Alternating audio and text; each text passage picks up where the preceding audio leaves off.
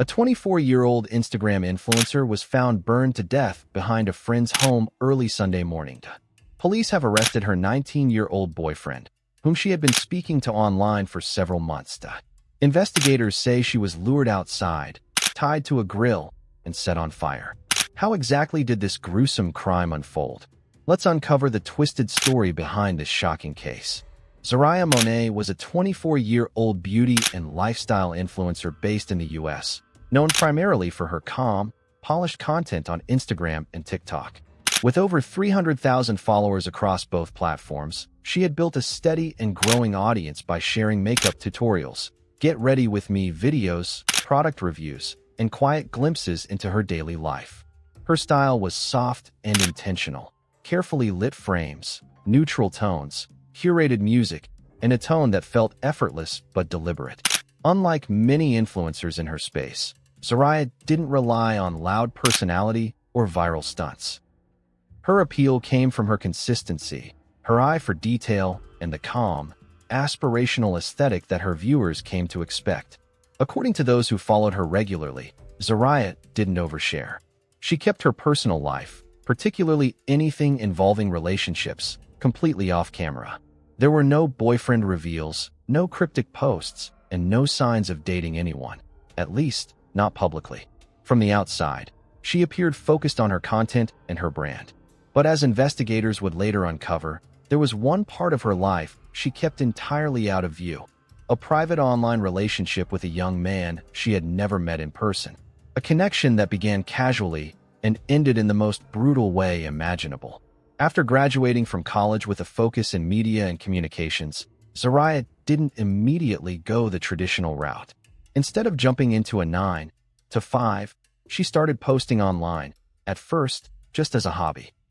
She shared her skincare routines, tried on outfits in front of a basic mirror, and filmed makeup looks using natural light from her bedroom window. What started off as simple content soon gained traction. Her tone was calm, her style minimal but eye-catching, and her videos offered a kind of escape, clean, peaceful, and perfectly curated. She stood out in a space filled with noise. Over time, her following grew steadily. She never went viral overnight, but her audience was loyal and engaged. By her early 20s, she had built a brand around beauty, self-care, and everyday luxury. She worked with small brands, earned money through sponsored posts, and stayed consistent in the type of content she delivered. She didn't chase trends. She didn't overshare. And while she was active online, Zariah remained private in many ways, especially when it came to her personal life. She rarely spoke about family, never posted about relationships, and kept her real-time location vague. Her content reflected a young woman focused on peace, routine, and growth. But behind the screen, there was more going on: a quiet, developing relationship with someone she had never met in person. A person who had slowly crossed the line from supportive follower to something much darker. As Zariah's following grew, so did the attention she received, especially from male fans. Her beauty was undeniable. Her comments were with flooded male admirers on nearly every post. Some were respectful, others crossed the line. But Zariah rarely responded. She kept a healthy distance, a boundary her audience had come to expect. But for some, even her silence seemed like an invitation to try harder. One of those followers was Khalil DuPont, who first appeared in her comment section sometime late last year. At first, he blended in with everyone else: heart emojis, fire reactions, short compliments. But unlike most, he didn't stop. He commented on every post, replied to every story, sent message after message, even without getting a response. Eventually, after months of constant engagement, Zariah replied to one of his DMs. It was a short message, just a polite acknowledgement of a compliment. Nothing flirtatious, nothing deep. But for Khalil, it was everything. From that moment on, the interaction shifted. What had once been a one-sided admiration turned into a direct line. And even though it was casual at first, a few friendly exchanges, some late-night small talk, the door had been opened. And Khalil had no plans to leave it quietly. According to recovered Instagram DMs, the interaction between Zariah Monet and Khalil DuPont increased gradually. It started casual, jokes, flirty comments, some late-night voice notes. And from the outside, it looked normal. Zariah wasn't new to male attention online. But Khalil stood out because he seemed easy to talk to. He made her laugh. He listened. They exchanged selfies, had short video calls, and slowly built a connection that felt familiar, even safe. But from the very beginning, Khalil was lying. He told her he was 24, that he worked freelance in the music scene, that he split his time between Atlanta and Houston. All of it sounded believable. Zariah never had any reason to question it. There were no red flags, no fake photos, no suspicious behavior. What she didn't know was that Khalil wasn't 24. He was 19, still living with relatives. No job, no industry ties. And he wasn't splitting time between cities. He was living in Atlanta full-time, quietly studying her every move. He used geotags and background details in her posts to figure out where she went. Her gym, her favorite cafes. Even a pop-up event she posted about briefly on her story, he showed up. In one of the photos she posted from that event, investigators later spotted Khalil in the background, just a few feet away. Zariah never noticed. Or if she did, she had no idea who he was. To her, it was still just an online thing, a guy she talked to, flirted with, but hadn't met yet. Something private, maybe fun, nothing serious. But to Khalil, this was already personal, real. And if she didn't take it seriously, he would. Their online relationship continued for about 5 months before it shifted into something more defined. Over time, things intensified. Khalil messaged more frequently. He checked in every morning and every night. He noticed when she didn't post for a while, and he always made sure she knew he was paying attention. Zariah responded in kind. Not with the same intensity, but she was engaged. She called him cool, said she liked how chill he was, and told one close friend that he wasn't like the others. That was a few months in. It wasn't until around the 5th month that they began referring to each other as something more. Terms like my person, my favorite, and mine started to show up in their messages. She never made it public. There were no soft launches, no story hints, no relationship updates. Zariah kept that part of her life completely offline. But in private, by all accounts, they were dating, emotionally involved, if not physically. Still, despite all their conversations, they hadn't met in person. Not once. And according to the messages found on her phone, the idea of meeting was something they both talked about. But Khalil always said, when the time is right. That time came 2 weeks before her death dot. And it would be the first and last time they'd ever see each other face to face. Over time, Khalil's behavior became more possessive. According to investigators, the shift happened after Zariah publicly responded to a comment from another male follower. The interaction appeared harmless, casual engagement on a public post, but it reportedly triggered a change in Khalil's demeanor. From that point forward, he became increasingly controlling. He began monitoring Zariah's social media activity closely, not just her posts, but also her story views, likes, and the people she interacted with online. Digital forensic analysts later found that Khalil had screen recordings and screenshots of her account activity stored in his phone, some dating back several weeks. He also began tracking her physical movements. Using geotags, timestamps, and background details from her Instagram stories, Khalil was able to determine where Zariah frequented, including her gym, local cafes, and events she attended. Surveillance footage later placed him in the vicinity of several of these locations, though he never made direct contact. At no point did Zariah appear to suspect she was being followed.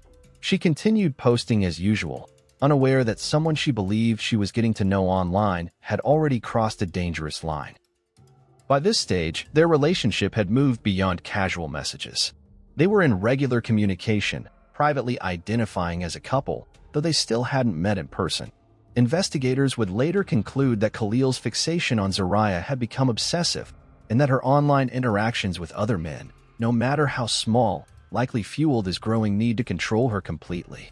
According to the investigative timeline, the escalation that ultimately led to Zariah's murder appears to have started in the final 2 weeks before her death. On Saturday, March 9th, Zariah posted a short video on Instagram, a lighthearted day in my life vlog, shot during a casual outing with friends. In one clip, she was seated at an outdoor cafe. A man, unidentified, possibly a friend or acquaintance, appeared briefly in the background, laughing with her. She didn't tag him, and there was no indication of anything romantic, but that moment would later become significant. Forensics revealed that within an hour of her posting the video, Khalil had watched it 3 times, screenshotted the frame where the man appeared, and saved it to a hidden folder on his phone. Over the next 48 hours, his behavior changed. Phone records show a sudden spike in deleted messages, and analysts noted that his tone and texts became erratic. He stopped sending casual check-ins and instead began asking Zariah where she was and who she'd been with. Investigators found no evidence that she responded to those messages.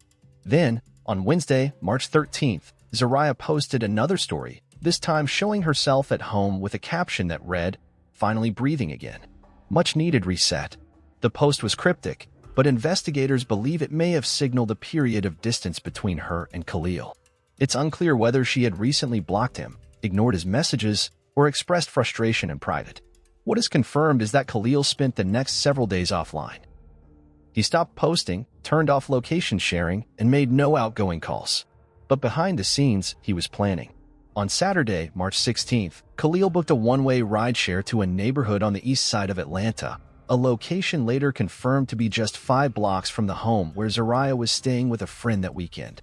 Investigators believe this was intentional. Surveillance footage from a nearby gas station shows Khalil purchasing lighter fluid, gloves, and duct tape that same evening. The timestamp was 8:47 p.m. At this point, there had been no in-person contact between them. Zariah had no idea he was nearby. Later that night, sometime after 2 a.m. on Sunday, March 17th, she stepped outside the back entrance of her friend's house, reportedly to meet someone for a quick conversation. It's believed this was the first time she and Khalil ever met face-to-face. What was said during that meeting is unknown. There were no witnesses, no surveillance cameras pointed at the backyard. But what happened next was not impulsive. It was deliberate. And within minutes, Zariah Monet was dead. The details surrounding Zariah Monet's murder are among the most disturbing in the case file. According to the official autopsy report and scene analysis provided by the Atlanta Police Department, Zariah was found in the backyard of her friend's home early in the morning on Sunday, March 17, 2024. The discovery was made by the homeowner, who had gone outside just before 7 a.m. and saw what initially looked like a burned trash pile near the outdoor grill area. It wasn't until they got closer that they realized it was a human body. Emergency responders were called immediately, but Zariah was already deceased by the time they arrived. Her body was severely burned, and early responders noted duct tape wrapped around her mouth and wrists. She had been tied directly to the metal frame of the grill.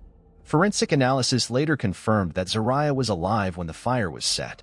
There were no gunshot wounds, no blunt force trauma severe enough to cause death on its own.